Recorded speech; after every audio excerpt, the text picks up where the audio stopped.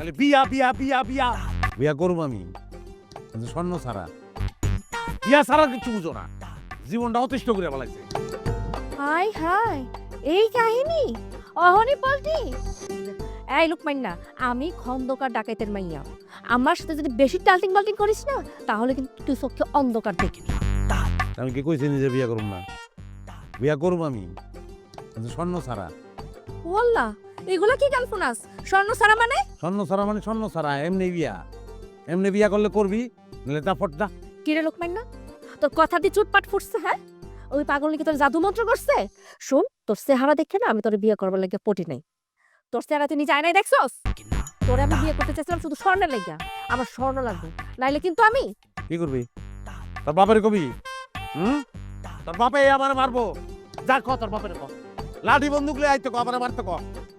এই পারিনি আমার লগে।